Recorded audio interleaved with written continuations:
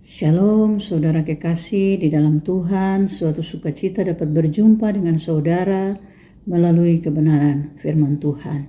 Kiranya hati saudara dipenuhi dengan sukacita dan pengharapan dalam situasi hidup apapun yang sedang saudara hadapi saat ini. Surat Roma pasal 10 ayat 17 berkata, iman timbul dari pendengaran dan pendengaran akan firman Kristus. Mari kita berdoa. Bapa di sorga, kami percaya selalu dalam kuasa Rohul Kudus, di dalam nama Yesus Kristus. Kami terus mengalami kasih-Mu, kami terus mengalami tuntunan-Mu, dan kami terus mengalami berkat-Mu. Kami akan membaca Alkitab sebagai berkat, tuntunan, dan kasih-Mu bagi kami. Kiranya kami dimampukan, baik hamba-Mu yang menyampaikan maupun setiap orang yang mendengarkan, sehingga kami menerima berkat dari firman Tuhan. Amin. Nats firman Tuhan untuk kita di kesempatan ini terambil dari Injil Yohanes pasal 20 ayat yang ke-21. Maka kata Yesus sekali lagi, damai sejahtera bagi kamu, sama seperti Bapa mengutus aku, demikian juga sekarang aku mengutus kamu. Tema kita adalah damai sejahtera bagi kamu. Saudara kekasih di dalam Tuhan, damai adalah suatu keadaan yang dirindukan, yang dicari, yang diharapkan oleh semua orang di atas dunia ini. Damai menjadi keadaan yang didambakan. Damai menjadi cita-cita juga yang ingin diperoleh setiap orang. Seorang ayah dengan kekayaan yang dapat menjamin seluruh anak cucunya sampai 10 turunan. Kekayaannya tidak akan habis. Di atas pembaringan di masa tuanya dalam keadaan lemas, dan dipenuhi oleh hati yang pedih, sedih, kecewa, dan putus asa. Meskipun ia berlimpah harta. Mengapa? Karena anak-anaknya selalu bertengkar, memperebutkan harta.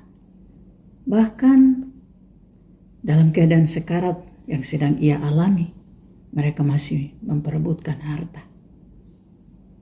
Orang tua itu berkata, aku tidak akan damai sebelum anak-anakku berdamai.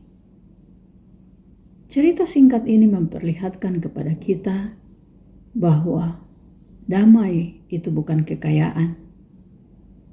Damai juga bukan umur panjang.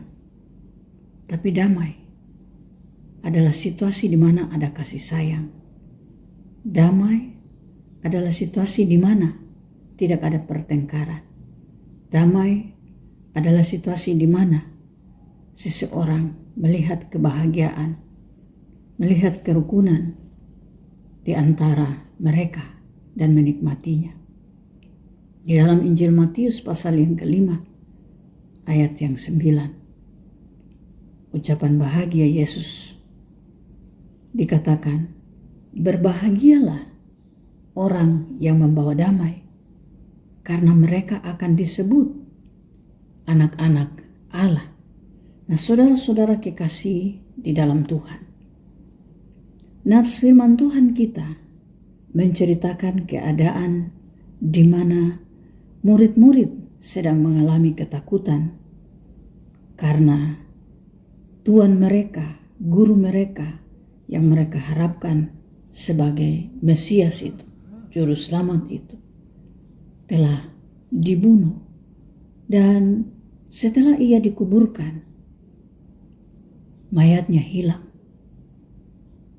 Mereka ketakutan dan mereka sedang bersembunyi karena takut.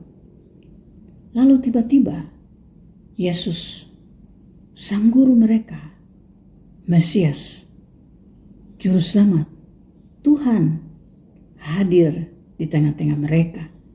Memang sebelumnya murid-murid dan secara khusus para perempuan yang pergi ke kubur Yesus menceritakan bahwa mereka berjumpa dengan Yesus. Tapi beberapa di antara murid tidak melihat dan tidak berjumpa dengan Yesus. Kali ini Yesus datang. Kata-kata pertama yang disampaikan oleh Yesus adalah damai sejahtera bagi kamu. Di situasi hati dan keadaan para murid yang sedang ketakutan, yang sedang putus asa, yang sedang berduka cita, Yesus hadir dan menyapa mereka dengan kata-kata damai sejahtera bagi kamu. Kata-kata ini memberi penghiburan bagi mereka, memberi kekuatan bagi mereka, memberi ketenangan bagi mereka. Karena itu saudara-saudara, damai sejahtera mengandung pengertian yang dalam. Di dalam situasi damai pasti ada berkat. Di dalam situasi damai pasti ada ketenangan. Di dalam situasi damai pasti ada pengharapan, juga sukacita dan penghiburan. Karena itu seringkali kita diberi nasihat, berdamailah dengan hatimu, berdamailah dengan dirimu sendiri. Maka engkau pasti bisa berdamai dengan orang lain, bisa berdamai dengan situasi di sekeliling saudara. Ada orang yang mengatakan, biar hidup hanya makan nasi dan garam, asal hidup damai. Artinya, biar kekurangan secara finansial, secara ekonomi, tetapi saling menghargai, itulah damai. Saling memahami, itulah damai. Saling memberi dukungan, itulah kedamaian.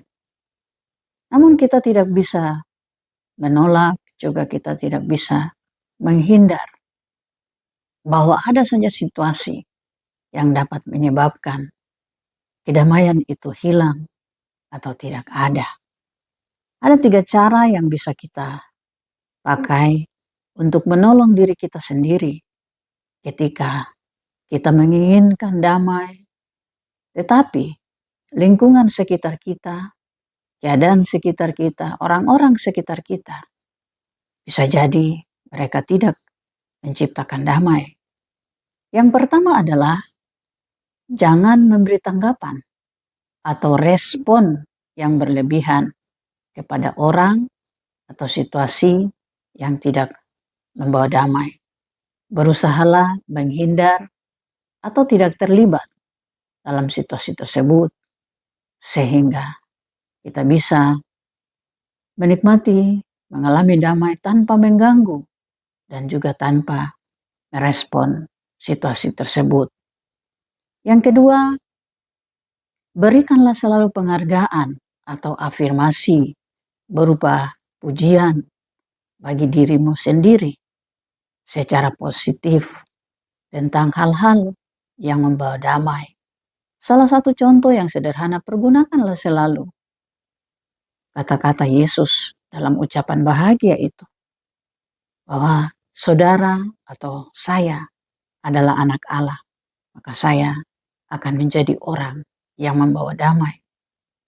Saya adalah anak Allah, maka saya akan menjadi orang yang membuat situasi menjadi damai, sehingga saudara bisa tenang dan tetap menikmati kedamaian. Yang ketiga adalah pahami dan berbelas kasihlah kepada orang yang tidak bisa berdamai sebagai kekurangan mereka.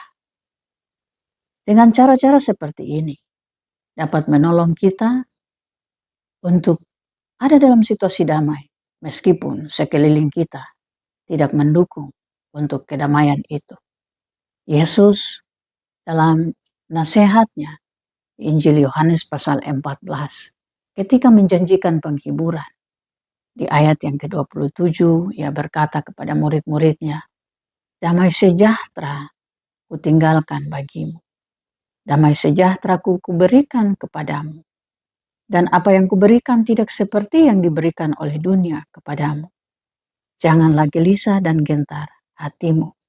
Nah, saudara-saudara, memang sumber damai sejahtera itu hanya datang dan berasal dari Yesus Kristus.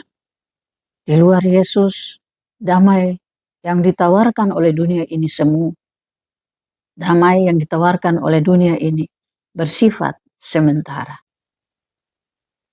Bagaimana kita dapat membuktikan bahwa kita tetap memiliki damai sejahtera seperti yang diberikan oleh Yesus Kristus bagi kita?